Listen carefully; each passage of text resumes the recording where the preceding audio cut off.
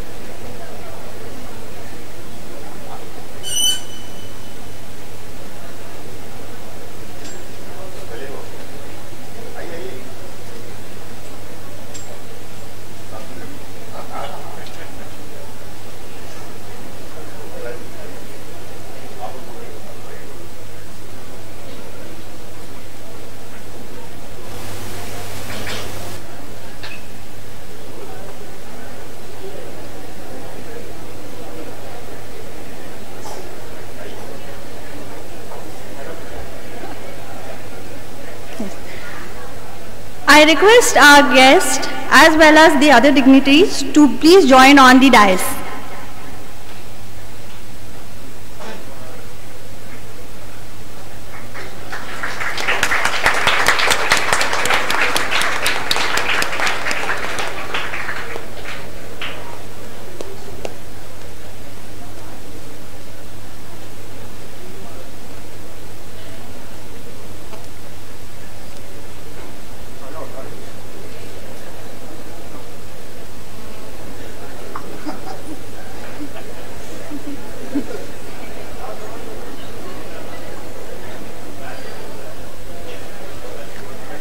I request Ms. Neha Bose, a student of SYBMM, to recite the Saraswati Vandana.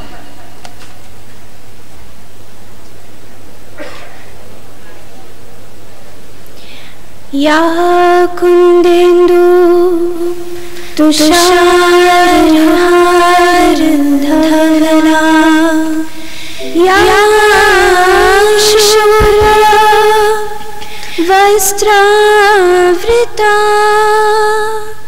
ya vinavara dandamandita kara ya Shweta Padmasana Same Vasatu Jubhayam Veena Pustak Dharini Murari Ballava Devi Sarva Shukla Saraswati.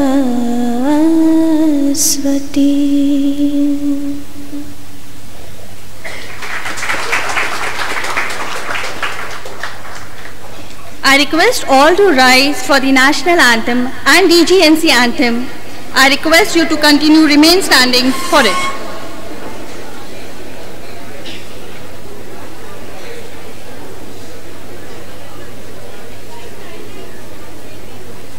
Jana Gana मन अधिनायक जय हे भारत भाग्य विधाता पंजाब सिंध गुजरात मराठा द्राविड़ उत्कल बंगा विंध्य हिमाचल यमुना गंगा उच्चल जलधि तरंगा तव शुभ नामे जागे तव शुभ आशीष मांगे गाहे तव जय गाथा जन गण मंगलदायक जय हे भारत भाग्य विधाता जय हे जय हे जय हे जय जय जय जय हे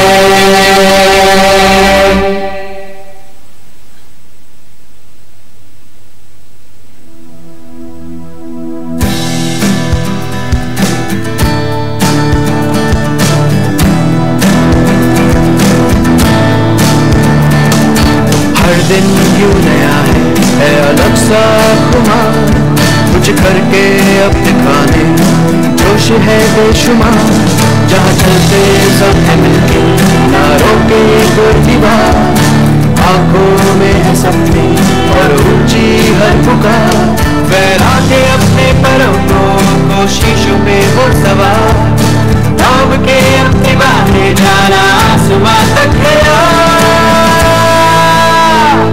यह DGMC मेरी जान, यह DGMC मेरी शान, हमारी जिंदगी अपना है जहां, यह DGMC सपनों की उड़ान, यह DGMC मेरी जान, यह DGMC मेरी शान,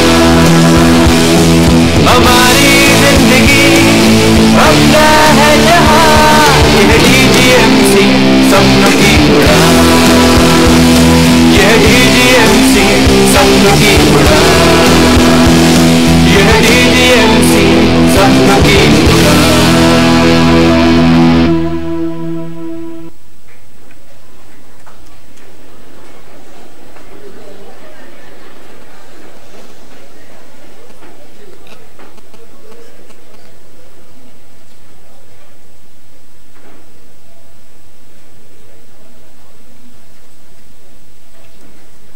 I would like to take this opportunity to introduce you to our Director General, Dr. N.M. Kondap.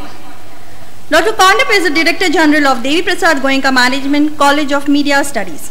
He is the former Vice Chancellor at SBKMS, NMIMS, Mumbai, and Chairman, Western Regional Committee of AICTE. He is associated with numerous other professional bodies and has to his credit number of awards. I request Dr. Kondap to deliver the welcome address.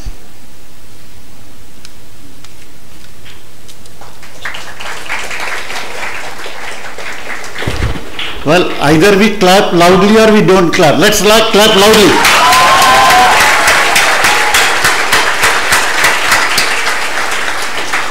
Yes, that's how we celebrate Foundation Day. A Foundation Day which is going to make an impact not in DGMC, but is going to make an impact not only in Mumbai, probably across.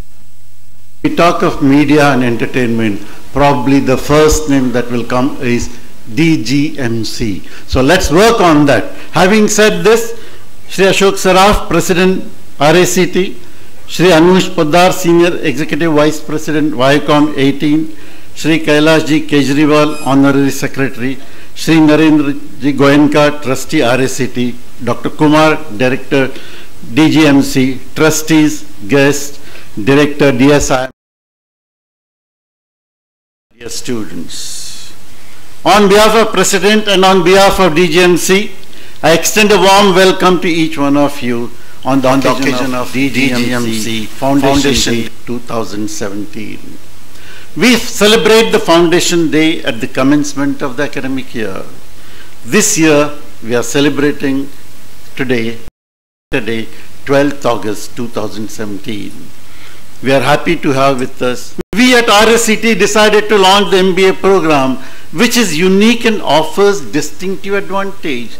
At the same time, meets the changing market requirements and market dynamics. One such area which has been identified by DGMC and RACT has been media and entertainment industry. This industry, which is growing at the rate of 14 to 16% per annum, is going to play a major role in its impact to the society. The very rationale for introducing programs is to develop the temperament and mindset needed for this media and entertainment industry. To inculcate relevant competencies by enabling our students to undertake professional work, to get insight into a symbiotic correlation that exists between content creation and associated commercial aspects of media and entertainment industry. Well, in a span of 3 years, DGMC has made a mark for itself. How? The institute has received Devang Mehta B School Leadership Award, Educational Institute with Best Academic Input in Media and Communication. Higher Education Review has recognized DGMC as the Management College of the year 2016 in Media and Communication. Before I conclude, I must share one good news. I'm happy to share with my colleagues that recently, when I say recently, just last week, in a festival organized by Sir HR College, DGMC has won the Best College Award amongst all the colleges in Mumbai.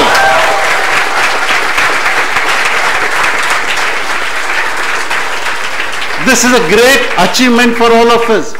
My dear students, you are the ambassadors of DGMC, and I'm sure you will continue to do that.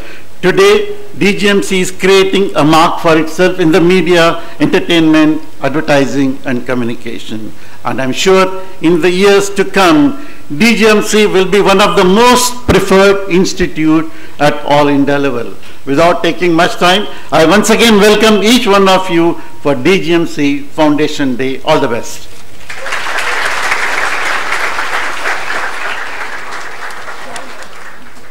Thank you, sir. I now take the opportunity to introduce Shri Ashok M. Saraf, President, Rajasthani Sammelan Education Trust.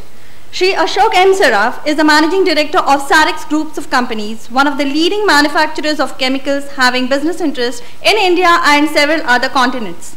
Shri Ashok M. Saraf is also the Director on the boards of Balkrishna Industries, popularly known as BKT, and the Neel Kamal Realtors. Shri Ashok M. Saraf, he is a perfectionist who manages amazing balance between work, family and social commitments. We all are committed to his vision of making DGMC the most sought after media institute. I request Shri Ashok M. Saraf to address these students.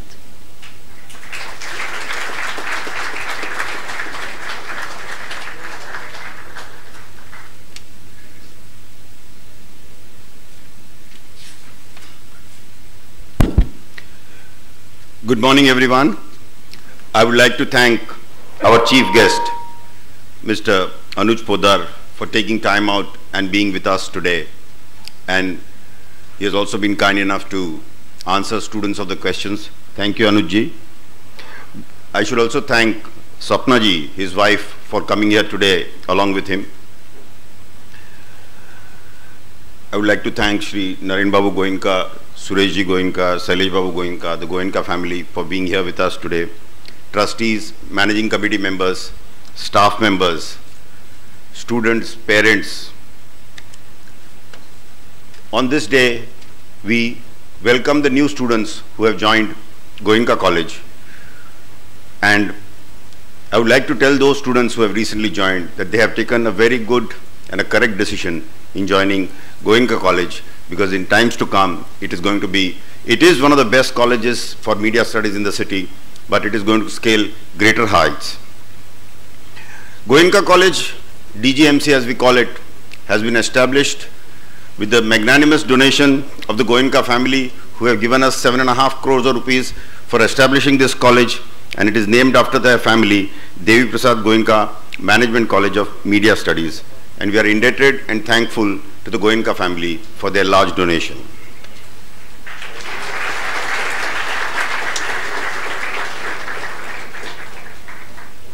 DGMC offers the PGDM, which is AICTE approved, and one of the only colleges to have a PGDM in media studies. We were the first to offer the BA Film, Television and New Media Production. And this year, from a strength of 60, the university gave us permission to start 120, and I'm happy to tell you all that all the 120 seats are full and we have a waiting list.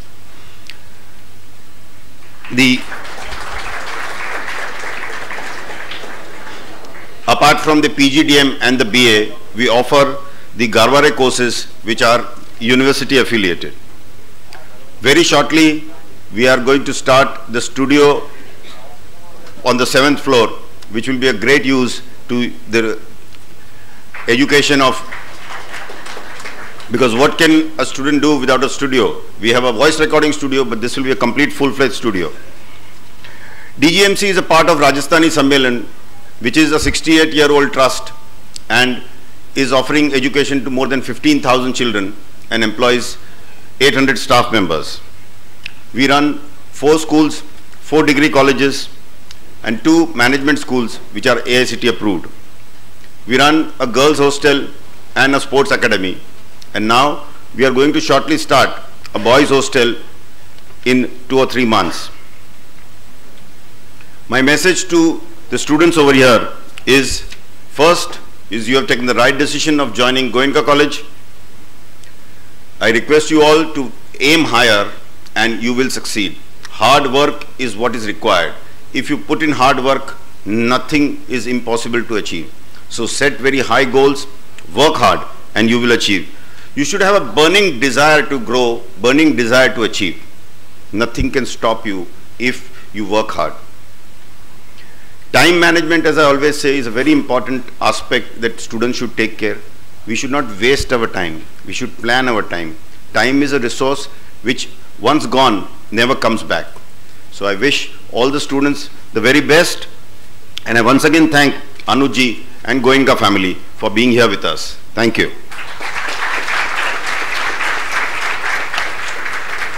Thank you, sir.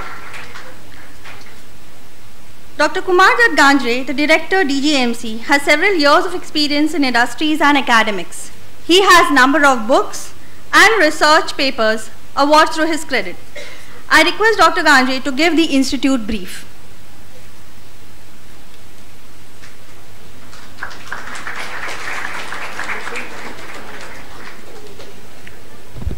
Thank you, Aarti ma'am.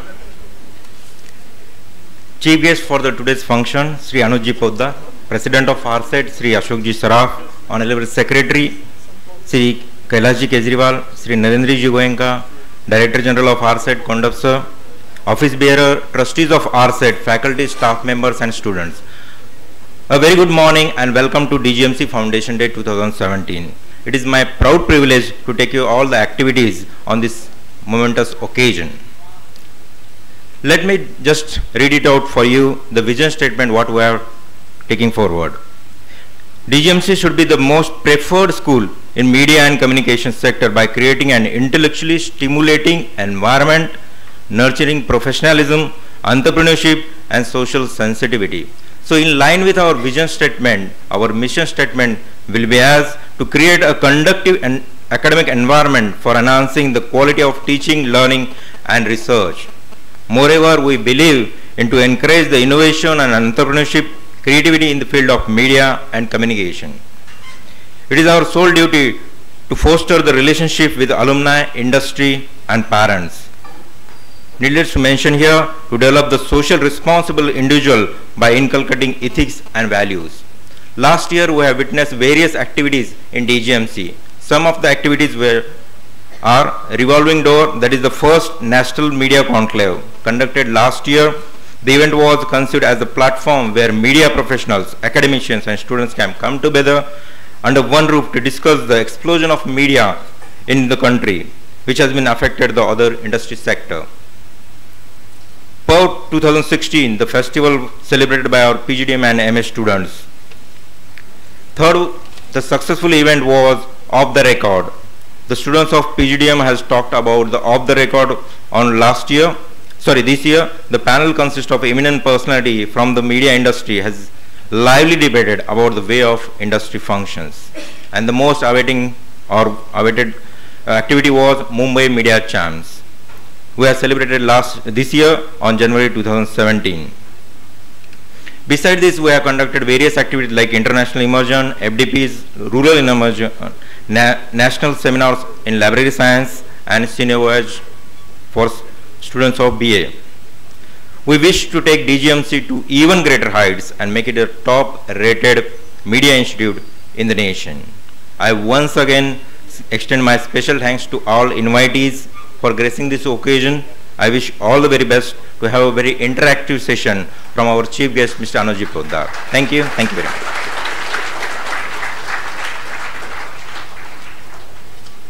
Thank you, sir. Today we have Sri Anuj Poddar, Senior Executive Vice President, YCOM 18, to share his views and interact with the students and faculty. Sri Anuj Poddar is a member of leadership team of Viacom 18, currently engaged with Hindi Mass Entertainment Cluster as a head of movie channels business. Shri Anuj Poddar spearheaded the formation of Viacom 18, its foray into mass entertainment with colors, and architect with very successful journey of becoming one of the India's leading media and entertainment conglomerates. Over a span of 12 plus years, he has played an active role in the growth as a head of strategy as well as senior business leadership role across different parts of the organization. He has also set up the company's operation in USA and UK and has led the strategy across Asia for MTV networks. Prior to joining Viacom 18, he has an overall decade of myriad professional experience in strategy consulting, mergers and acquisition, advisory and assurance with Arthur Andersen KPMG beside running his own entrepreneurial venture. In all his pursuits, he brings to a foray of unique blend of business acumen, diverse experience and deep insight into human and consumer behavior that enable him to build and run strong, successful business. He is a non-executive director on the board of Bajaj Electricals Limited, fellow of inaugural class of Ananta Aspen Kamal Nayan Bajaj Fellowship, member of Aspen Global Leadership Network, member of BMW Foundation's World Responsible Leaders Forum, and being a governing council of CI Young Indians. Shri Anuj Poddar also devotes time towards driving value-based leadership across India in his capacity of Programs Committee Chair in Ananta Aspen Center as a convener of the Banyan Tree Dinner Network. Shri Anuj Poddar is a rank-holding chartered accountant and lives with his family in Mumbai, India. I request Shri Narendra Goenka, Trustee RSED, to present a bouquet to Shri Anuj Poddar.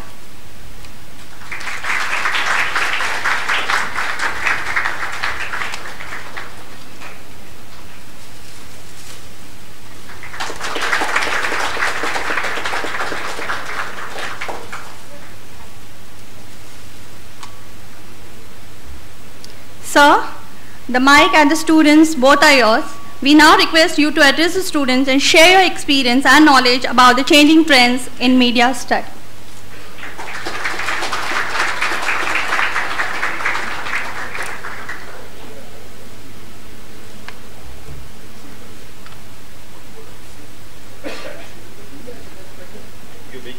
Yeah, please.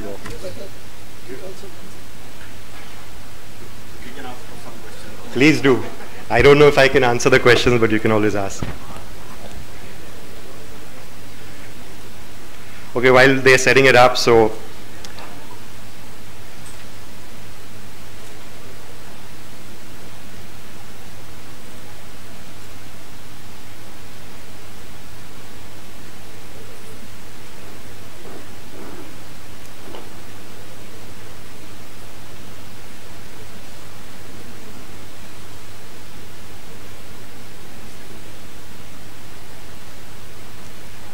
So dear Mr. Saraf, Mr. Goenka, Mr. Kejriwal, Dr. Kondap, Dr.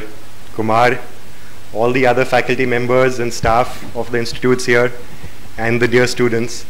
And I believe we have a few extra guests or other guests also besides the students here. But I have thought through my points primarily for you, the students. So I hope it's a little useful for the others too, but this is really for you, all of you, the students out here. I want to first thank all of you for inviting me and having me over with you today. And I was sharing with Mr. Saraf earlier today that I haven't visited your institute before, but I get this lovely abacus report of the institute every year at my residence, and I've been seeing that for the last few years, and it's, you know, it's been really fascinating to see the journey of the entire trust, RSET, and what you have been doing with the trust and all the educational institutes.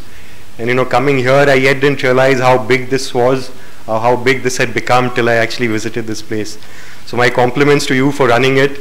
I just heard them introduce you as Mr. Perfectionist, and I can see that in practice.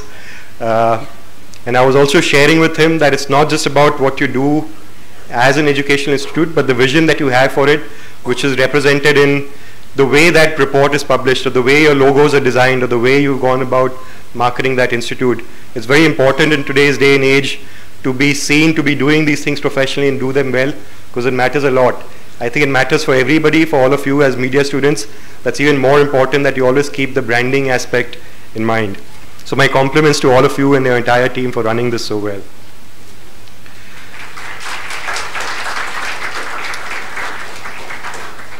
So, you know, as Dr. Kondap shared, my first question when he asked me to come and speak is that make sure we have enough time for question and answers and interaction with the students. And the reason for that is because A, I'm sure you have questions. I don't know if I can answer them. Maybe you are sometimes smarter than me.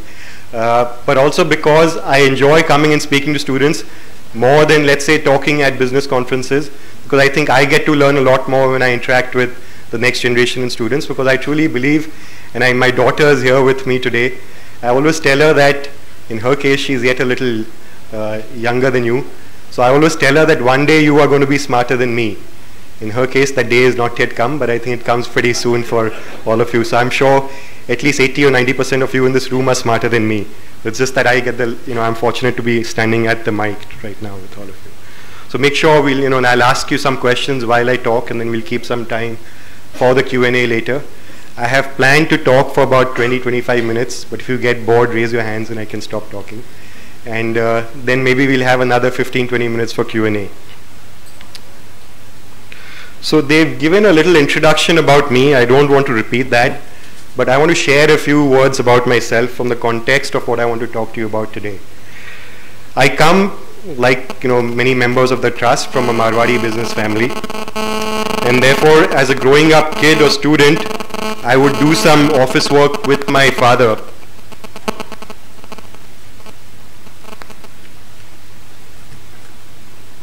So, you know, most Marwadi kids get inducted into business pretty early. They don't have a choice. It's before they've gotten out of school, before they've even finished studies. They automatically are, you know, put into the office and start working before they realize. So as a Marwadi, I always imagined that that's what my future was, that as I grew up, I would do my own business. And, you know, even if you start a job, you typically do it for a few years of experience, and I thought I'll probably do that for 3-4 years, and then finally get into my own business. And now it's, and you know, even when I took up that job, and this was in the 90s, it was not common at that point for young Marwadi boys or any Marwadi kids from business families to do jobs. So people would ask me, why are you doing a job? And I told them, no, I'm just doing it for 3 or 4 years, and then, you know, I'll be doing something else at that point. And it's been 20 plus years, so, and I haven't changed, so I'm yet doing a job. And the reason I'm sharing that is because there's a mantra to that, and I will share that mantra with you later as to why I'm doing a job yet. But besides my work, like you may have heard a little in the profile, I've always stayed involved with many other endeavors, and I think that's been very important to keep me ticking, to keep me learning, and to keep my perspective growing. Because what happens is that today as students, you get exposed to speakers, you get exposed to a lot of people in your perspective. It's not about the curriculum that you learn in your classroom, but it's about the exposure and the perspective that you get. When you get out of college or get out of school, then you stop learning unless you stay involved with many other things. So I've, you know, tried to keep doing that all my life, and I think that's helping me. I have a brief presentation to help me as I talk through, if that's ready.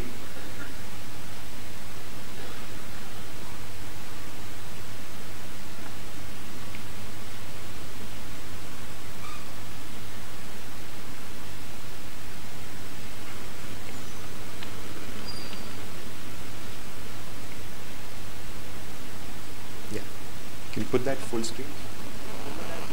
Oh, okay, then that's fine. Can you see it all? It's not full screen, but hopefully is it legible at the back? Yeah. Yeah, that's good. Yeah.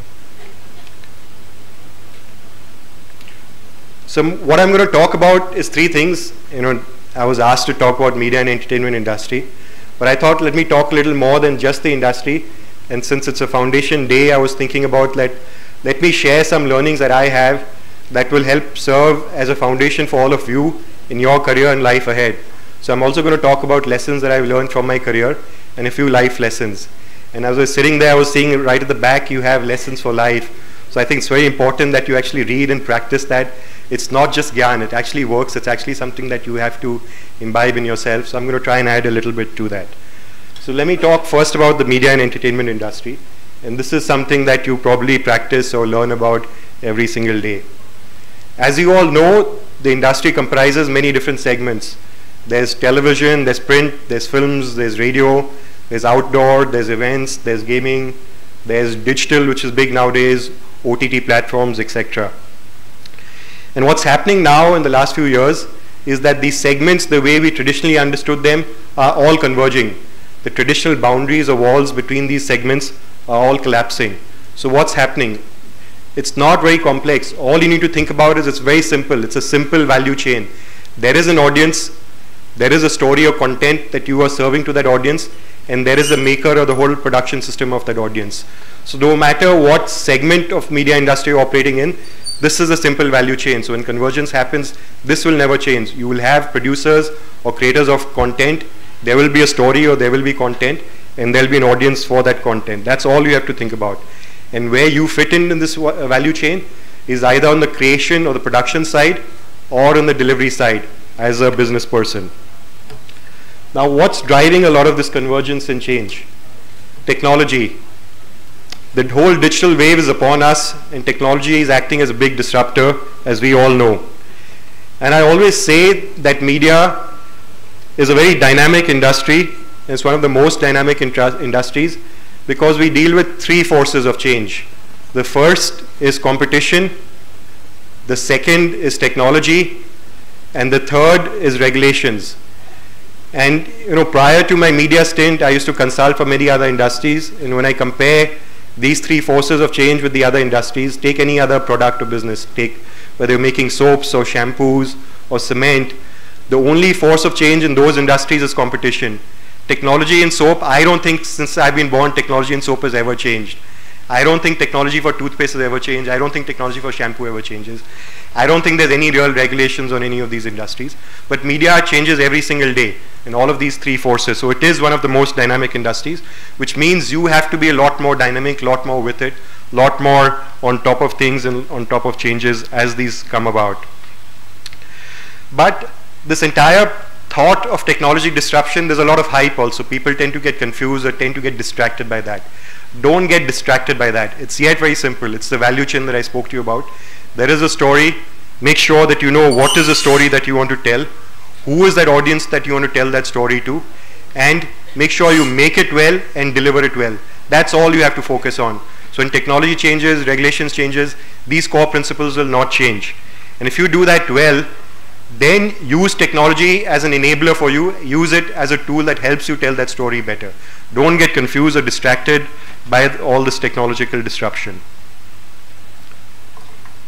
In the last few years, and Dr. Konda mentioned it briefly, media has been growing in India significantly.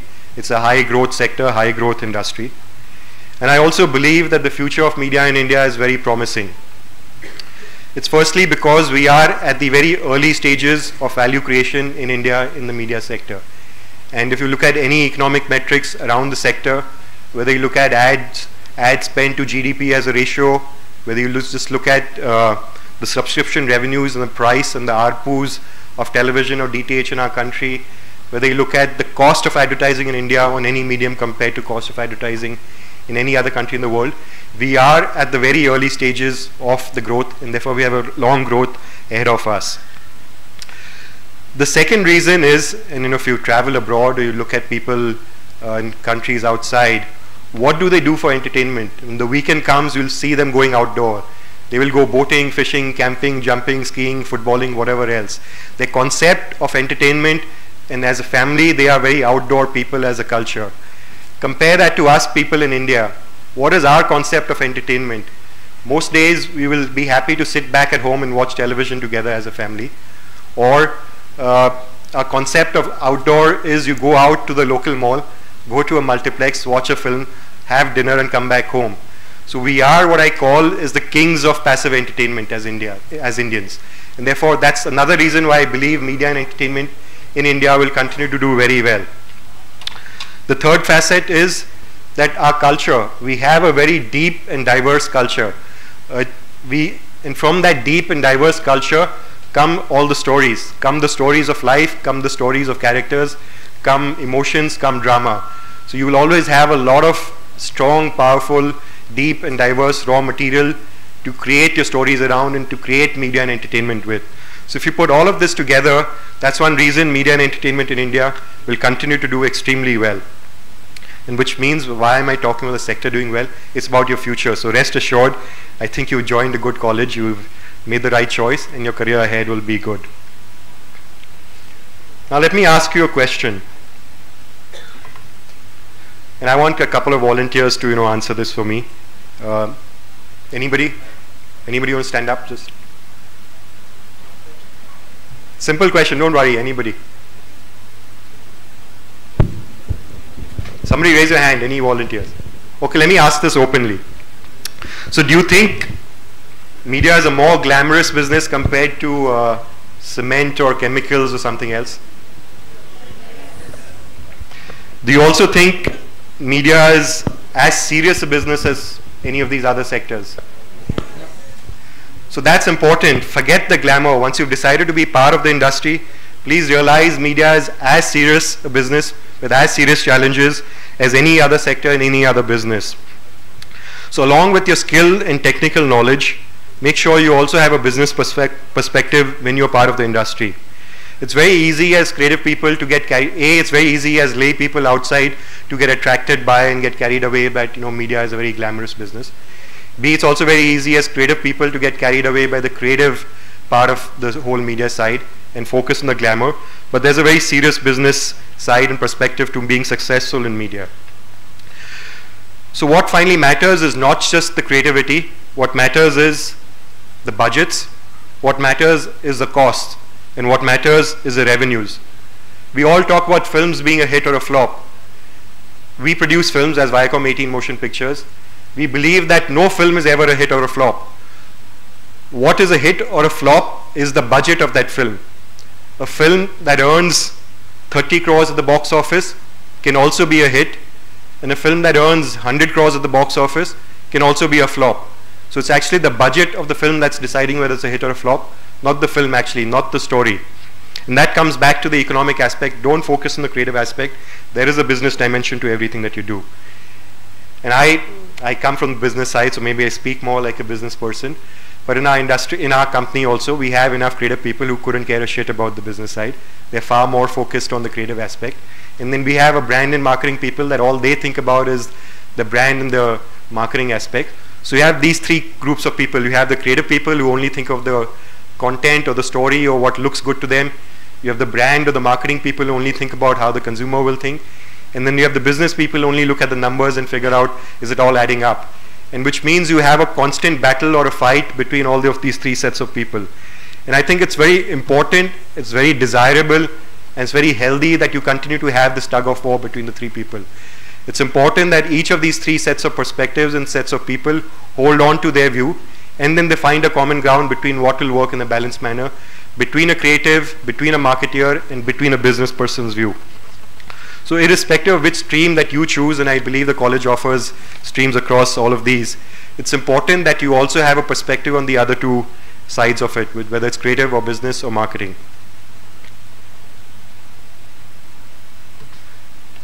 Consumer first. I believe that the creative people tend to have what I call the creator's curse. They tend, when you are making a serial or a story or a film or an ad film or whatever it is, or writing characters, writing dialogues, you tend to fall so much in love with the content that you're making. You tend to fall so much in love with your story. If you're a promo producer, if you're producing one shot, you'll tend to fall so much in love with देखो वो किस angle से मैंने shot लिया, look at the light, look at the thing, that you lose perspective about everything else. And you fail to see how the consumer will perceive what you are making, because you are seeing it from the creator's eye. So it's very important that you don't look at it from the creator's eye, but look at it from the consumer's eye. And most successful content makers, whether in our country or anywhere else, are the ones who can also think as a consumer or as a member of the audience. And you can look at any number of examples in India. And they take Amir Khan or take Raju Hirani or take somebody else. They take very normal stories like which was the Amir Khan film about the special kid, or you take stories that about Munna Bhai, etc., Gandhi, etc. These could have become very preachy, very documentary-ish kind of films, but it's because they use the lens of a consumer or an audience that they learn how to make a story that has meaning, that has theme, and then convert that into a powerful message, but entertaining from the consumer's perspective. At the same time, while you're looking at things from the consumer's perspective, you need to be true to your content. You must have conviction in the story that you're telling. Don't do it like a formula. You know, the whole days of Manmohan Desai formula, ek action scene, ek dance scene, ek wo, ek Muslim, ek Hindu, wo sab, that formula doesn't work. Even today, if you have one film on, you know, we produce some women empowerment films, Mary Com or Queen. Moment Queen became a success, there were 10 other producers who thought, aajkal women empowerment ki film chal rahi hai, to wo banate hain. It doesn't work like that. It's not a formula. You have to have conviction in the story that you want to tell. You have to believe in that. You have to understand or ask yourself why you want to tell the story, why should somebody want to listen to it, and then make it. Or you will have a fad or a phase when suddenly tragedy love affairs or Candy Crush love affairs will work, and then everybody will make the same films, and which is why you'll see the first or second film will succeed and the rest of the 8 films will flop, because that's where people start following formulas. So don't fall in the trap of formulas. That will not work.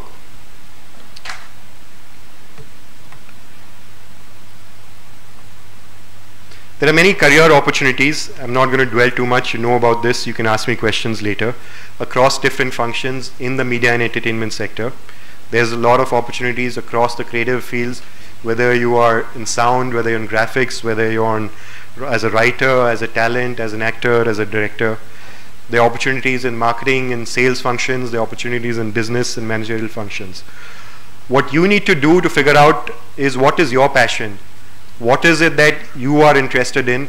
What is it that makes you feel comfortable or feel happy doing?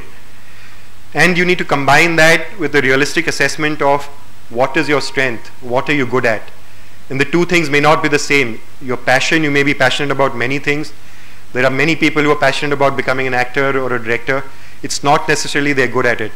Equally, there are many people who may be strong at something else, but they may not realize that that's what their passion is for. So you have a life ahead, you have a few years of education ahead, you have time to figure out, explore yourself through this whole process of learning as to what are you passionate about and what are you strong about, and then try and focus your career on where you find the intersection of both of these qualities or both of these aspects for yourself. If I talk about myself, I'm a business person. I am not a creative person. In my role, I have to have a creative view on everything that we do. I have to have a view on content, but I'm also clear that I have to have a very strong creative team, and I have to empower them, because ultimately they have to have conviction in what they are producing as content, and I can nudge them or I can guide them, but finally that is something that they own responsibility and control over, and I own responsibility on the business side of things. So it's very clear that you distinguish between both aspects. Some people can be good in both, then that's good, but more often than not, people are not good on both sides. So with that, I want to move a little more into broader space, sharing some things that I have learned through my career, and you just try to put them down as 4 or 5 thoughts, and you should try and imbibe those as you go along. Number 1 is keep learning. The knowledge and skills that you will gain at your college over here, they are not constant. They will not last you very long.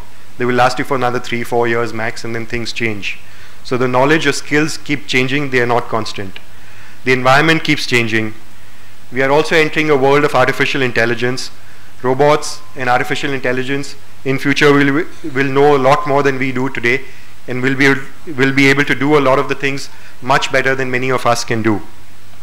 So it is essential to keep learning, no matter how senior or how good you become at what you do. And to be able to keep learning, the most important quality is humility. It is essential. And it's not just for business. Look at sports people. Take the example of any sports person who has a long sporting career. The ones who have are the ones who've been the most humble sports people. They keep learning, they keep practicing, they keep trying to improve, and that's how their career and the sporting career goes ahead and lasts longer, and that's how they become and stay champions. We live in a VUCA world. Does anybody know how the term VUCA got coined? When and how was it coined?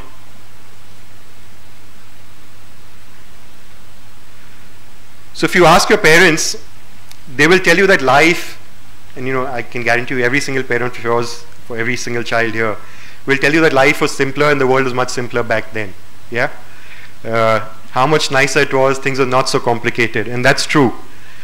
So the word VUCA was coined by the US Army in the 90s, post the Cold War era, and to describe how the world had changed. Volatility, uncertainty, complexity, and ambiguity. In post 2008, if you know, in 2008 you had the global financial crisis, and then VUCA became a word that the whole business and corporate sector started using. It defined also how the same 4 words came into being for every business.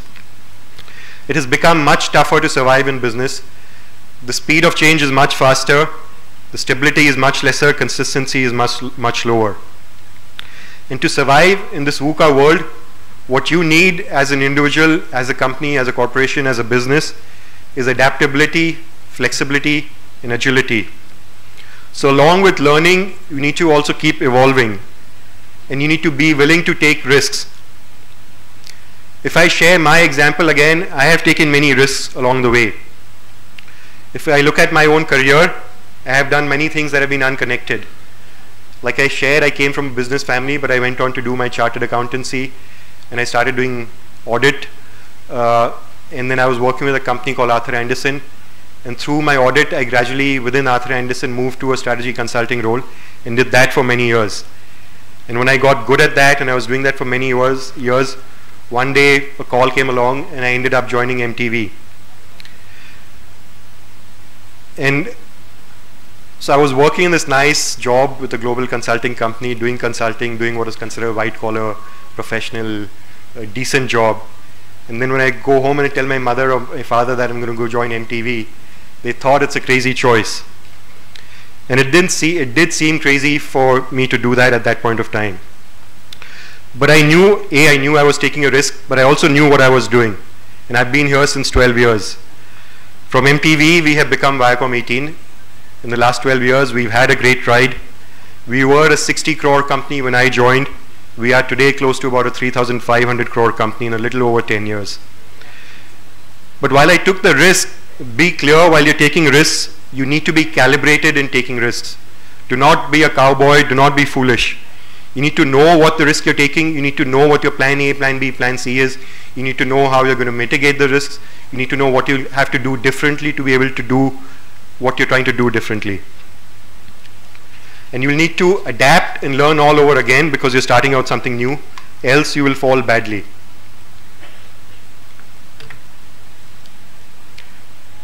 Stop jumping around.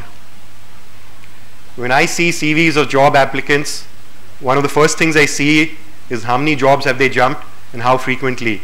And I see a lot of youngsters today, they've jumped jobs every 2 or 3 years. I don't even interview them, I don't meet them, I'm not interested. I do not hire such people because to me it shows instability, it shows lack of focus, and shows inconsistency. I believe to create real value in any field, in anything that you do, you have to, and to make a real difference, you need to stick to something for much longer. Only then can you have made a difference.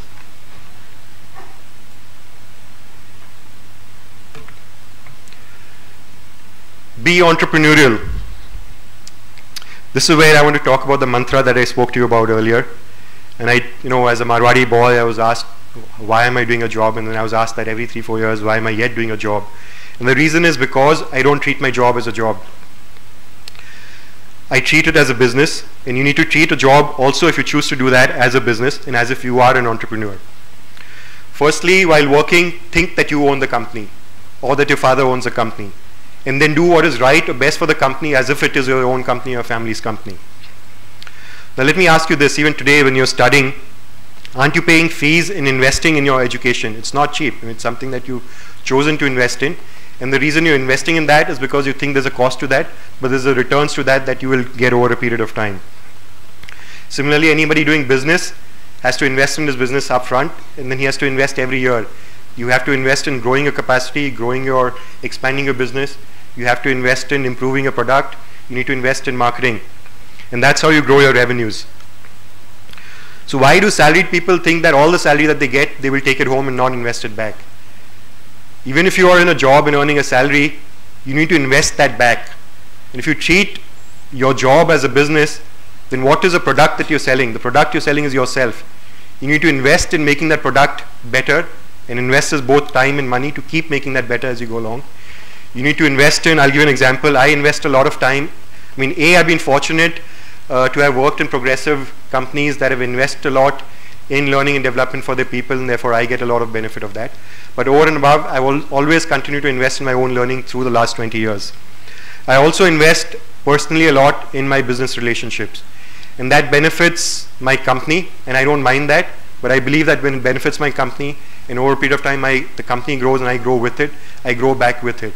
So to me, my salary is my revenue, my investment is my cost side, and I yet have a profit.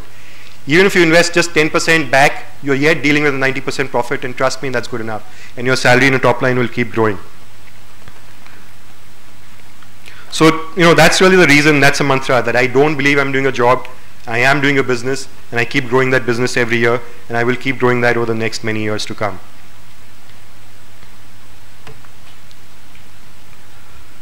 You all know what Jugaad is? Can somebody tell me what is Jugaad? Speak louder, tell me what is Jugaad. You, in the yellow t-shirt, you want to tell me what Jugaad is?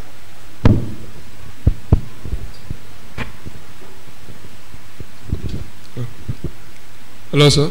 So Hi. according to me, Jugaad is anything, I want something but I don't have enough money for it, so I do something else to get it. For that, me, like Jugaad wo hota hai mere liye. And is it good or bad? So most of the time it's good, sometimes it could be bad. Why is it bad? So it depends on how you approach to get the thing. So so thank you. Thank you sir. So I think Jugaad is a good word many times. Jugaad is a testimony, and it's a uniquely Indian word. I don't think you'll find any English translation to Jugaad in the Oxford Dictionary. It's a testimony to our great skills as Indians of invention and innovation with limited resources, and to solve last minute problems.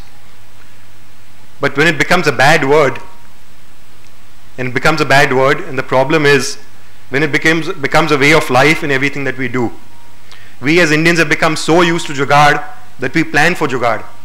We actually work with Jugaad. So it's a whole plan. Our next 40 years of life is a Jugaad. We do not plan for what we want to do.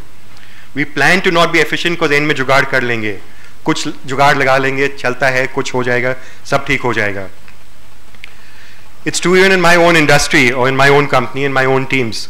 When we shoot everything, and look at any shooting that happens here, everything is last minute. Your dialogues are yet being written till the last minute. Your costume is yet being worked on till the last minute.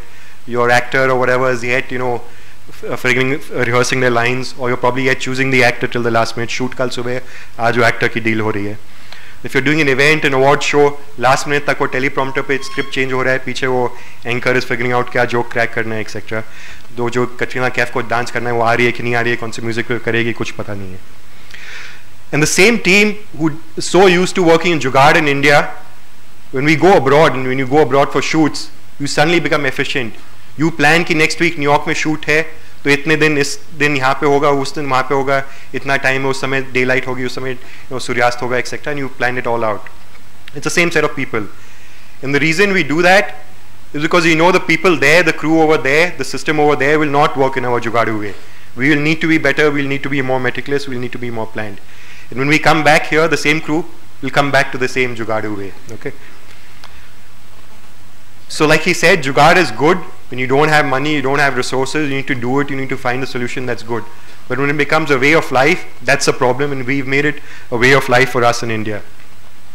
So please, for each of you in your career, please learn to be meticulous and planned, and get rid of this word Jugaad from your dictionary.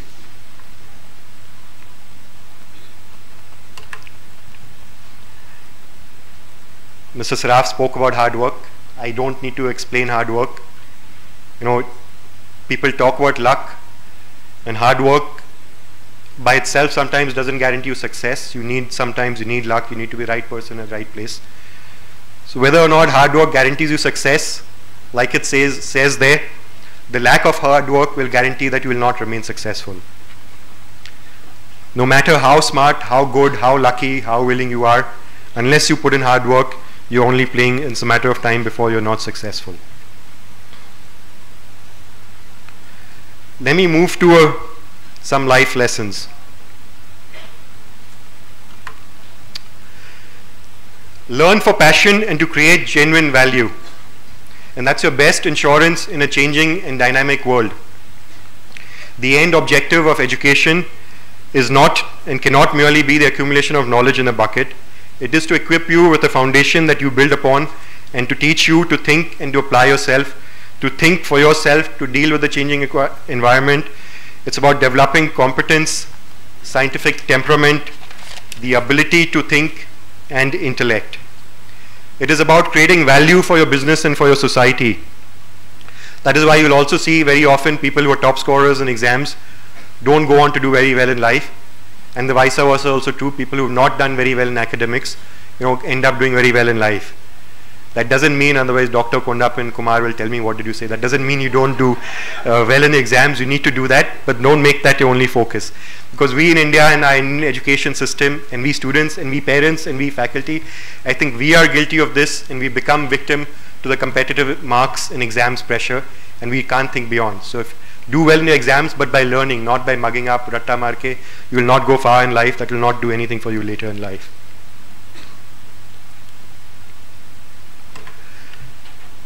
Choices. I believe life is about, and it's all about making choices in every single thing that we do. And choices are never just black and white or right and wrong. If it was so, it would be really easy to make a choice. Choices are rarely simple. Choices are always grey. Most of the time you are caught between two choices that are either both right or they both seem wrong. You follow sports, you follow cricket, I'm sure. Okay. Who's a fan of Kohli? Okay. And are you also like Kumble? Yeah. And you know the recent controversy that happened on Kohli versus Kumble? Who was right, who was wrong? And if you were the board member, what did you do if you were BCCI?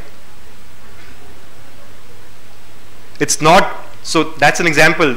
It's not an easy choice. Nobody is wrong. Or both are wrong or both are right. And the choices you have to make is between right and right, or wrong and wrong. And then you have to figure out what you're going to do. Or take an example from your own student life. When you're signing up for this college, you had to choose which college to join. Even after signing up for this college, you have to choose what course, what stream to go into. And there's no wrong choice. You have to make a choice. But neither of them is necessarily wrong.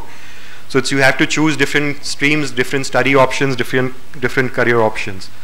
So you'll need to learn as you go along in life, and therefore learn to make choices between right and right. Learn to deal with contradictions in the choices that you make or the choices that are in front of you, and prepare to make tough choices.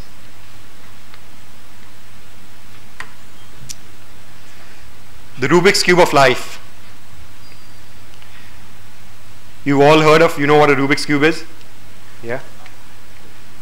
I don't know if you've heard of, but there's an industrialist called Harsh Neotia. Many years ago, he shared something with me, and that stayed with me. I always remember it till now. He said that life is like a Rubik's Cube. And each side of the cube, each color, represents a different aspect and different part of your life. Your career, your family, your health, your wealth, your friendships, your relationships. If you focus on solving just one, and you focus on just one color, and just keep making that right, you're messing something else up on the other side. You will need to, and you don't have a choice, you will need to balance all the 6 colors and get them all right, or none of them will be right, and your Rubik's Cube will never be solved. That's how life is. So while you're a student, you need to focus on your studies, you need to focus later in your career or in your work, but make sure you look at life as a Rubik's Cube and balance all those areas, all the colors, all the sides.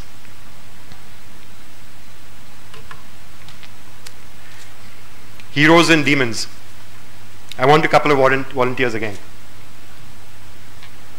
It's very easy questions I ask you, don't worry, any 2 volunteers.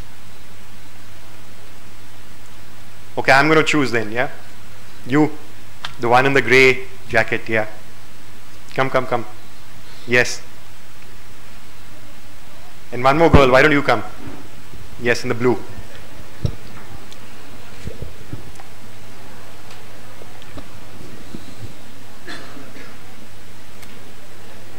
Just give them a mic, you can stand there. You want to name a hero of yours? Both of you? Who do you think of as a hero? Varun Dhawan. Varun Dhawan. Why? You can face them if you like. Or whatever. Yeah. Yeah, he's almost like talented. Okay. You? A hero, you want to name a hero? And hero doesn't have to be an actor hero. It's anybody who's a hero for you. My according to you as a hero. Your father. Now can you name somebody that you hate? Dhinchak Puja. I don't need to ask you why. Can you name somebody that you hate? But hate, also think of who you think is a bad person. I'm not sure if Dhinchak is a bad person. Myself, sometimes. Okay, somebody else. Okay. Who you think is a bad person on earth, a bad person in our country, or a bad person generally in society? The rapist. Okay. Any other? Okay. Okay. Now let me ask you this: the heroes that you named, your father or your Varun Dhawan, and be objective about this. They have a lot of good qualities, which is why you've chosen them as a hero. Do you think they have any weaknesses at all? Anything that could be better? Any negative qualities? You don't need to name the negative qualities, but do you think they would have weakness and negative qualities? And the people you hate, and including Dhinchak Puja, do you think she has any positive qualities in her? You may not know of them, but do you think she may have some positive qualities in her? Yeah, she's very confident. Okay. And same too, I mean, I think a rapist is a bad example, but if he was not a rapist, maybe otherwise in life he may have some qualities towards somebody that he may have some positive attributes to him as a person, right? Thank you. So that's the point I want to make. Whether you take Ram or Ravan, you study your mythology, whether you look at your heroes, whether you look at your sporting icons, nobody is a hero or a demon. Everybody has a mix. They all have strengths and weaknesses. They all have good qualities and bad qualities. It is we that we tend to idolize them or demonize them. And particularly nowadays, we've lost all objectivity when we talk about people, whether it's political leaders, whether it's sports or anybody else. If we follow a leader, we will defend him no matter what he or she does, or a sports person. And if we dislike somebody, we'll dislike them no matter what he or she does. We have lost our objectivity to say, he is good in these things, he is doing these things right, but he is doing these things wrong. Learn to remain objective and unbiased, because there are no heroes and demons in the world. There are people with good and bad qualities. And you need to recognize the good and bad in each, and then you need to imbibe what you want to imbibe from them. Lottery of birth. I have 2 daughters, and the people who work for me, whether it's my driver or my domestic help at home, they also have kids. I see poor kids on the road. I also read about kids in trouble, let's say a Syrian refugee kid. And I ask my daughters, what's the difference between them and these other kids? Why are my daughters more privileged than them? And they're young yet. It is only because of the lottery of birth. They have not earned this for themselves. They just got lucky in that lottery, and they got the winning ticket, and they were born in a privileged environment, and somebody else got a losing ticket and lost that lottery. You need to realize, I think most of you, the fact that you are here have won that lottery, and that is why you are able to be here. And you need to be fair and nice to those who haven't won that lottery. And what you need to do for yourself is to focus on what you become having won this lottery, and what you do to build on this lottery, and not on how you were born. Let me now touch upon another point, and this one is a little sensitive, so please humor me and excuse me. There's a lot of debate right now in our country about nationalism, about protecting our religion and our identities. And this is not just in India, but this is across the world, that you are having increasing polarization of views and a lot of debate on these matters. And I also often think about this, and I want to share some views. Again, I need a volunteer, please.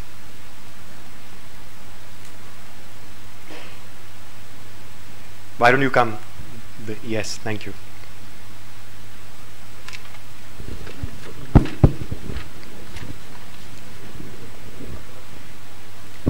Can you share your nationality? I'm an Indian. Okay. And from which state? Basically, I belong from MP, Madhya Pradesh, out of India. I have been lived in few more states last 4 years, and now I'm in Maharashtra. Okay. And what's your religion? Religion, I am a Brahmin. And a Hindu, therefore. Hindu. Yeah. And your caste, you're a Brahmin. Brahmin. Right. I mean. Now tell me, were you born with each of these, or did you choose any of these? Okay, I born in all of these. Okay. I didn't choose. Okay. Thank you.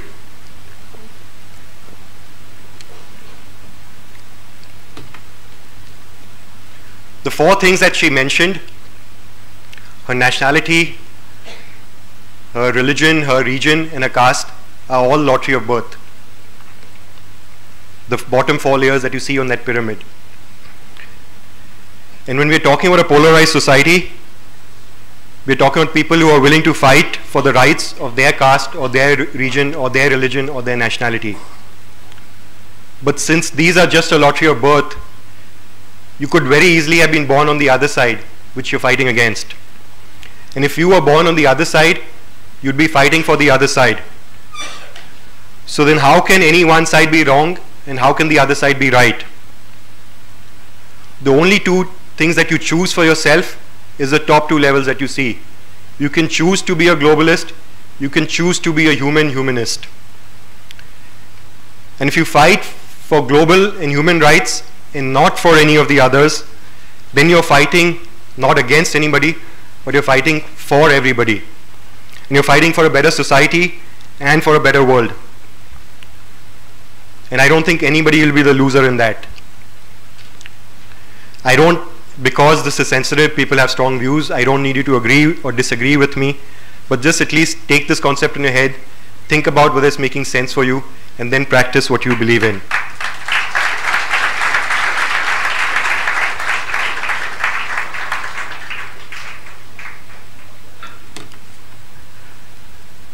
Compassion. This is one of the most vital values and qualities that you must embrace through your life. I believe that we as individuals and as a society are losing this. I don't want to dwell too much on it, but I just want to say, please learn to be compassionate towards all humans, all animals, and the earth. And an extension of that is the society, the environment, and sustainability. You can never be comfortable or happy in your life unless the society and the people in the world around you are comfortable and happy. Make sure that as you go along and not after you retire, you're contributing to society and are working for a more equitable world. And in India particularly, what we also need is civic consciousness. And when it comes to the environment, we are really destroying our environment faster than ever before in human history. And the disaster is not too far away. Unfortunately, I can guarantee you that each of you will face the impact of that in your own lifetimes in the next 30, 40, 50 years. So it's your choice to do what you can today to mitigate and minimize that impact.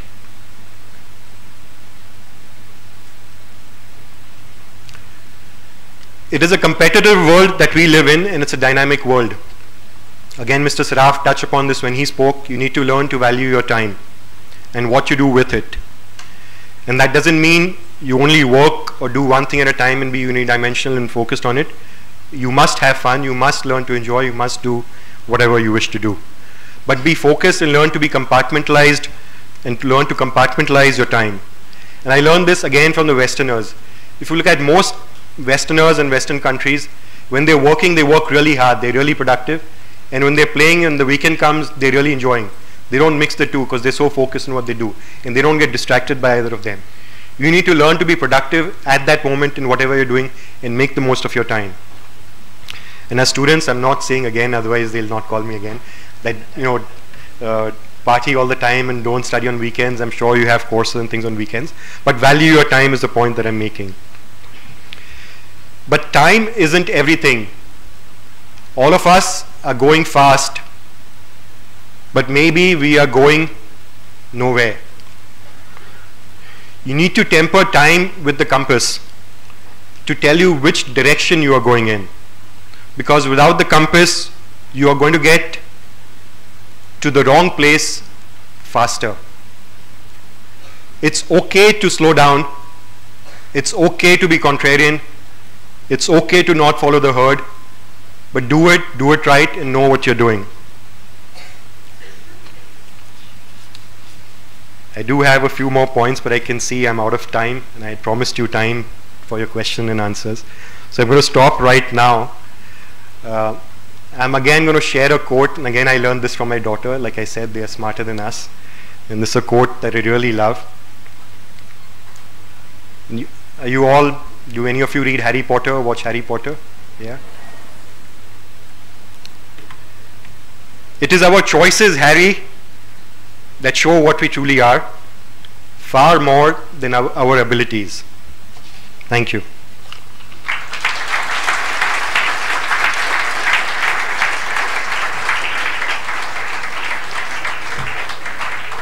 I'm all yours for question and answers. Let me confess, and having seen the facilities upstairs, I don't think any of us ever got the facility of learning in such kind of infrastructure with such kind of facilities.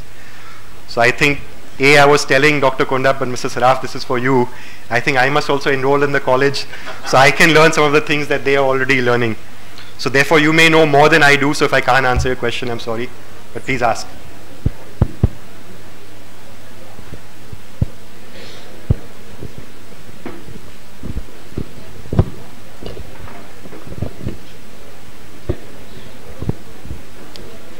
Hello sir, my name is Kushal, and my question is related to your PPT itself. So there was a point where you told you should not jump jobs here and there. But what if a person is well capable that he is not getting what he actually deserves in a particular job, and he starts jumping job at that point of time?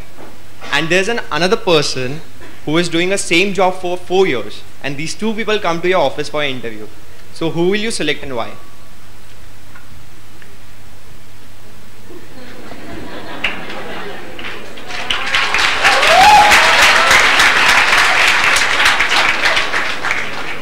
Like I said into your first part, you're not getting what you like. It is about making choices. You need to be clear and confident when you take your job as to what you're taking and why you're doing it. It's also about the time that I spoke to you. If you're not getting the right thing, don't jump on the wrong thing. It's not going to help you. It's okay. And we were just talking the other day with my daughter as students that in India it's so important that you finish college and the next year you have to do something, next year something. If you look at global students, they have a concept of gap year.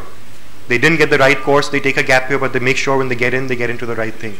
So A, never make a bad choice because you're compromising yourself all the time for the future. B is, if you've gotten into something that you don't necessarily like, yet try to make the most of that and then do good. If you've gotten into a company that is good, then even if it's a job that you don't like, you will find a way through that process. So to share my own example, as a chartered accountant, I joined Arthur Andersen. I got into the audit function, but I did not enjoy audit function.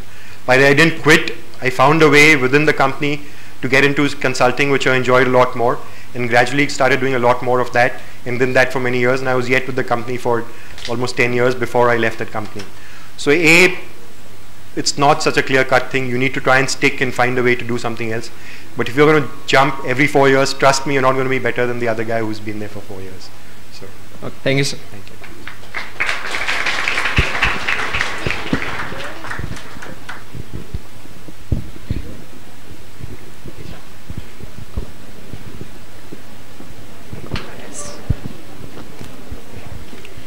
There are very few jobs that offer sustainability and stability and security. So how do we sustain in the media world? You know why the job doesn't offer you stability? Why? Because the company is not stable. We live in a VUCA world, like I told you. Every business is changing so fast. I don't know whether I will have a job next year. Every year of my last 10 years, I could have been out of a job.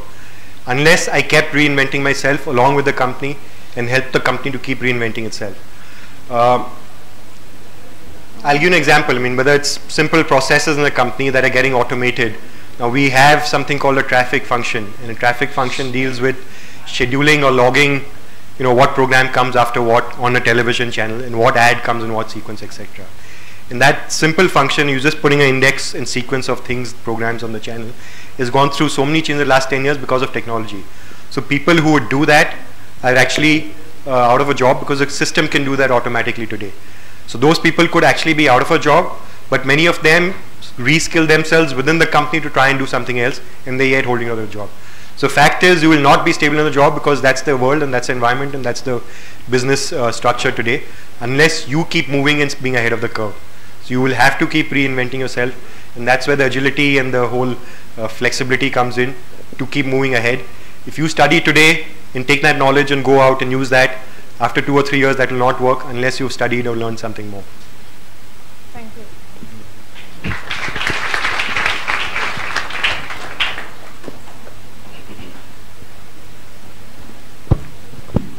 Good afternoon, sir. Good afternoon. So my question is that, keeping in mind the controversies that were started by Sunil Grover and his characters, Dr. Mashur Gulati and Gutti sir. So sir, specifically who owns the character?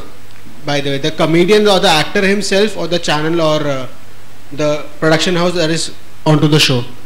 So okay, on this podium it will not be fair, while I know the answer in that specific case also, to comment on specific shows, and particularly because that belongs to a rival channel. Incidentally, by way of information, you probably know that Kapil Sharma show was something that was originally created by Colors, and then it's gone to Sony. But varies. So irrespective of the particular answer in that case, you have all permutation combinations when we do deals. In most cases in India today, the way it works is that any serial or any show that you have on television, that is fully commissioned by the channel or the broadcaster, which means he's paying for it fully to a production house, and then a margin on top of that to the production house, and therefore all the costs, all the investment, and therefore all the risks of that show sit with the channel or the broadcaster. Because all the costs, risks, and everything else sits with them, automatically the IP, which is the intellectual property in that, sits with the channel, and therefore that show by its title and or its character will in that case sit with the channel. So that's how most of the serials and most of the content happens. But you also have alternative shows. Let's say a Khatron Ke Khiladi or Big Boss that we do. Those are examples of formats or shows where there's an international production house, in this case a production house called Endemol, that owns the rights to that show. And then they license the rights of that show to us for that season, in which case that show belongs to them. Similarly, on a character particularly, if somebody else has developed a character, let's take animated characters. We have a kids business, Nickelodeon, and we have characters such as Dora or Motu Patlu, etc. Very often it's a creator of that character that owns the copyright and the IP in that character, and he's licensing you the use of that character for that episode or for that series, but the original character rests with that creator of the character. So it depends, but very clear, it depends on the legal paperwork. You have a legal paperwork that's very clear who owns the IP, and therefore it's not a matter of opinion, it's very clear up front. Good afternoon, sir. My question is to you, that what are the different career choices that TV offer? It's a long answer, but there are many, so let me talk about it in the form of roles of functions or departments that we have. So if I talk about television first as us as a broadcaster, we have a creative team. The creative comprises programming. By programming I mean the people who decides what programs will go on air, what kind of show to put on air, and then they work with production houses to actually create those serials or shows or characters at a concept level and later at an episodic level. So that's the whole programming team.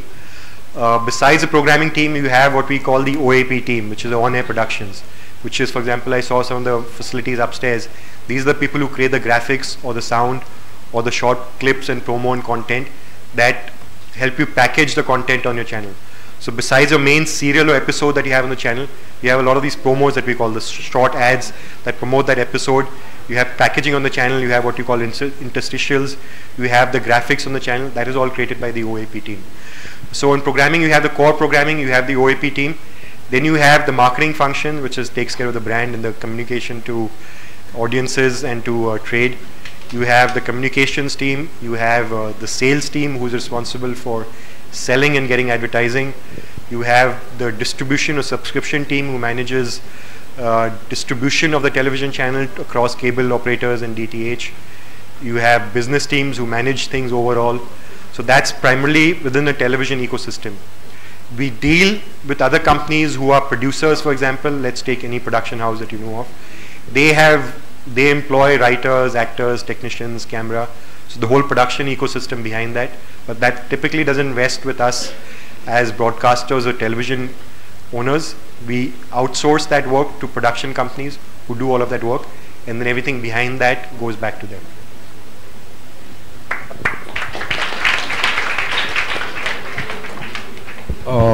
Excuse me. Yeah. Good afternoon, sir. Good afternoon. So my question is, like, how does one understand about the newer platforms like web series and so on? Do you consume that? What do you watch? Like normal web series or whatever comes on the net. Where do you watch it? In the internet. Yeah, but on what sites or platforms or what? YouTube, Hotstar, Voot? Hotstar. Okay. So what do you want to understand? The first way to understand is watch and consume, and understand it as an audience, as a consumer. And try and, now if you're a maker of that content, try and look at it as a consumer. Is your viewing habit when you're watching it, and if you're watching it on a phone versus an iPad versus a computer screen versus a television screen, how is your habit different? So if you're watching a film in the theater, you watch it for 2 hours. If you're watching a serial on television, you're watching it for half an hour. Have you ever held up a phone for half an hour to watch anything? Well, the web series are typically 6 or 8 minutes. So the reason for that is, first, just analyze that as a viewer, because you will not be comfortable watching something for that. Which means your story has to be faster, crisper, your twists and turns have to come in faster. It's a small screen, so you can't have a wide angle camera, so it'll have to be a smaller set, fewer characters. So first you watch it as an audience, then connect the dots back to, as a maker, what will change because of the format or because of the way it's delivered. Again, in India, internet speeds are slow, broadband is slow, so it has to be typically served in a lighter manner. It should not buffer, the video should not buffer. So again, you need to think that through. What does it mean for creative purposes in terms of production? How will you vary that so that you're able to do something that's light, simple, and yet gets on there? So I can dwell more on that, but the best way to learn is to first consume, then think of it as a viewer or audience. How is your behavior different? Do you watch different stuff on this device because you're watching that alone? When you watch television, you're watching with family. When you go to a theater, you're watching with friends. So therefore, the content that works in films is different because you watch that with peers. What works on TV is different because you watch it with the family. What works on the device is different because you watch that alone. So you will see films, a lot of buddy films do well in theaters because they're friends and they watch it together. A lot of family dramas do well on TV because it's family-friendly content. A lot of the more edgier content nowadays works well only on this short form on the devices because that's stuff people watch alone. So that again is a second, the different angle to what, creating content for each of those formats.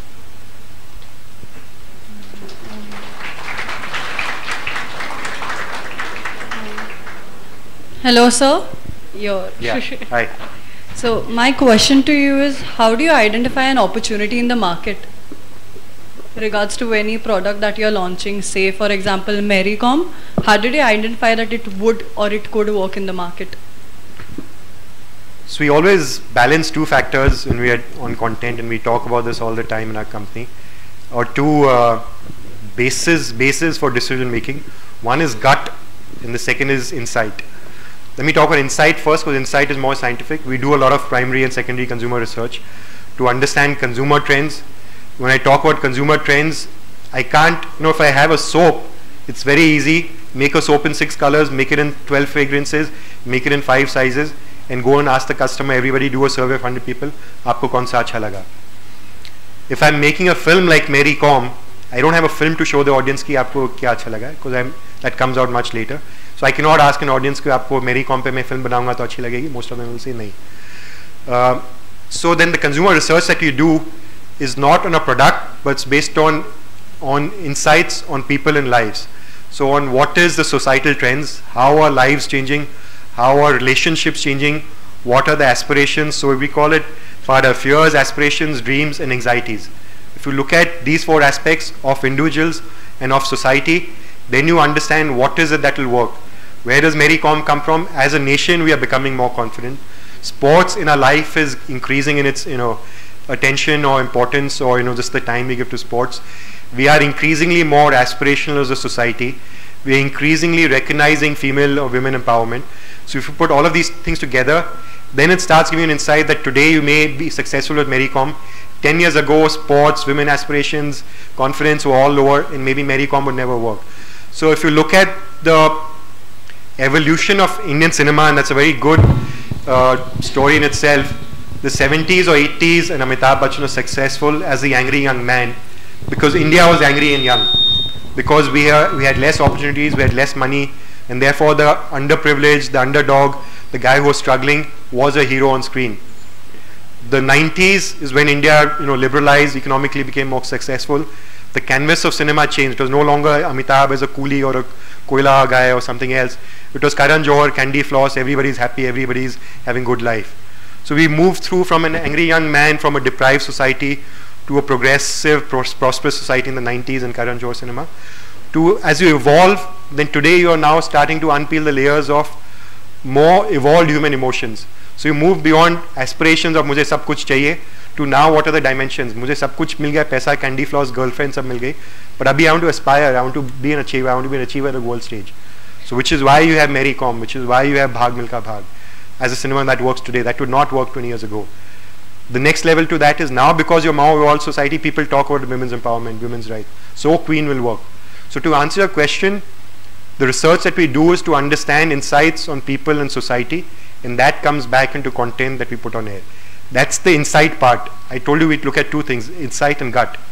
Finally, it's gut. You have to have conviction कि ये चलेगा कि नहीं चलेगा. There's no science and no formula and no calculator that will tell you चलेगा कि नहीं. So you have to balance your gut with your insights. Last, only one question, please. Only one question now. Sir, what is your marketing strategy for colors, considering there's so much competition between channels? It is a business secret. If there was a secret, we would be doing much better than we are. So it is tough. It is very tough. It is very dynamic, and it's you have to keep at it. Private companies don't have to declare results to everybody, so they're all happy. Profit हुआ, loss हुआ, कितना growth हुआ, कुछ फर्क नहीं पड़ता है. When companies go public, they crib that every quarter you have to declare results, and there's a lot of pressure every quarter to show growth. Our report card comes out every Thursday, every week. So every week you pass or fail. Okay, so it's a very tough business. Marketing comes back to the same thing. So there's short-term marketing, there's long-term marketing. The short-term marketing is about my show is launching next week. I need to have opportunity to see. I need to put my billboards all over the city, run ads everywhere, so that everybody knows next week Dev show aa raha hai, Chandrakanta aa raha hai, Mahakali is coming. So everybody knows and will come and sample that show and watch it. But the bigger challenge in marketing is over a period of time, how are you building a brand? And when I talk about building a brand, what are you doing? Why? You are trying to build a relationship with your consumer, which means you're trying to build an affinity in the consumer's mind for you. For that, you're going a lot deeper to insights, to what is the role in that audience's life that you play as a channel. What is it that he's coming to you for? If you're making a soap, again to give you that example, he's coming to either clean the dirt or to take out impurities or something else very clear, so you'll put those attributes in. When you come to a product like television or entertainment, it's a very intangible product. So there are no tangible attributes for which the consumer is making that purchase decision. It's the intangibles as to how it makes him feel. And how it makes him feel means what is the role in his or her life that you are playing as a brand. So that's a lot deeper science that we focus on, that what is the role we're going to play in that consumer's life, and over a period of time, therefore, what is that relationship that we're building with him or her. To give you a little more examples, so again, when Colors launched 2008, and it's a marketing case study of success now, the soaps or serials that were on were the conventional Saas Bahu serials, etc., a lot of so-called regressive content at that point of time. And that's when India was breaking out of it, the point I made earlier about breaking out of that mold to wanting something more. Which is why when we came out with Khatron Ke Khiladi or Big Boss and stuff, that was very different from what people had seen, and they were bursting for something else that was far more individualistic. So again, we tapped into that insight and marketed into that come watch something different, and there is something different that you'll get to see, and therefore come and watch us. So that's an emotion that you're trying to, through marketing, you're connecting that consumer insight which comes into content, you're just communicating and building that with the audience. Thank you.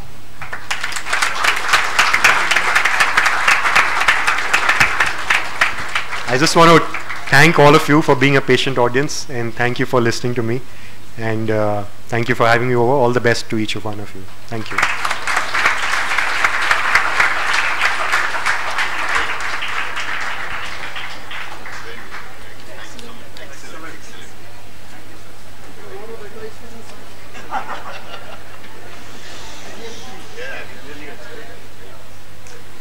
Thank you, sir, for your invaluable insights. It was a great pleasure and enriching experience to be motivated by great minds like you. I am sure students will cherish this interaction. I now request Shri Ashok Saraf, President RSET, to present a memento to Shri Anuj Poddar.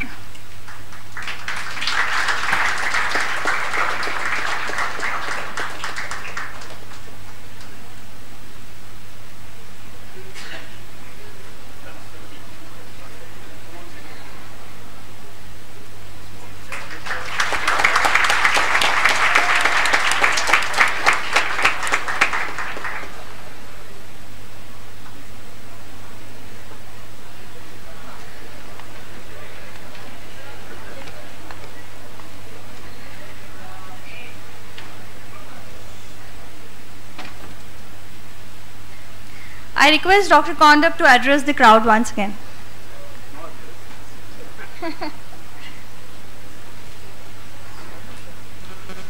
Sir, we are moving away from the agenda.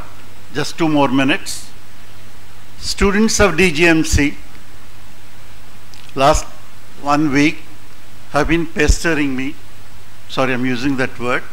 Sir, we want to come out with something different, something which is unique, something which is for the first time. I said, if it is first time, if it is something unique, definitely it's welcome. So we are releasing the first news bulletin of DGMC Insight. May I call Trupti and her team, please come forward. So may I request you?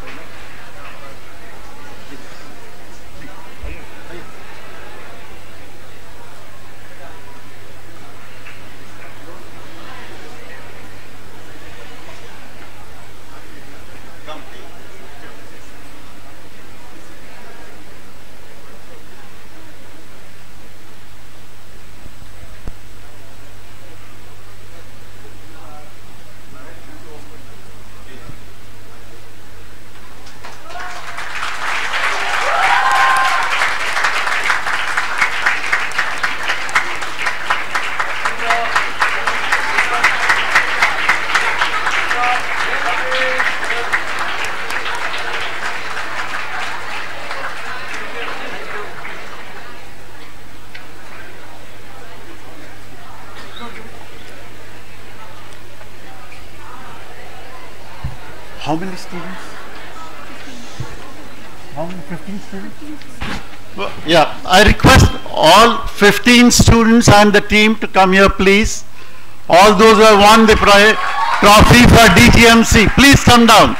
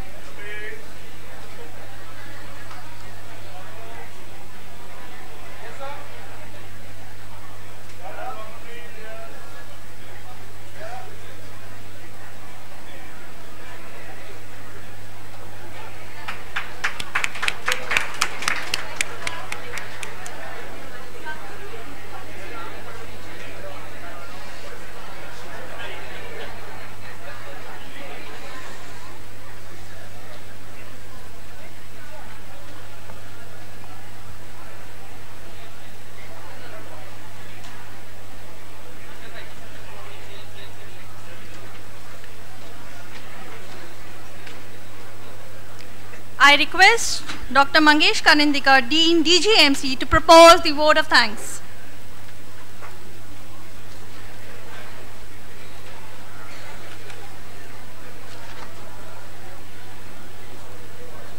Good afternoon. I thank the chief guest Sri Anuj Poddar for gracing the occasion, and I can state one thing, sir, it is just not been enough. We would have loved to have much more time with you. I express my gratitude to Sri Ashok Saraf, President RSET, for his continued support, Sri Narendra Ji Goenka, Trustee RSET, for being there with us, Sri Kailash Kejriwal, Honorary Secretary RSET, Dr. N.M. Kondap, Director General RSET, for his endless guidance and support, all members of the Trust, dignitaries and guests for their presence. I thank my dear faculty and student volunteers who have worked hard for making this program successful. I thank the Marcom team for their continued support for our events, the security and the support staff. And thank you, my dear students, for making this program grand success. Thank you.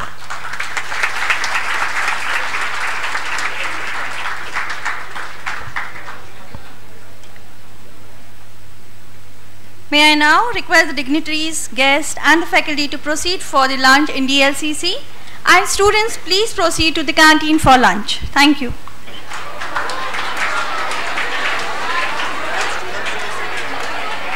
Students, seated. Students, be seated.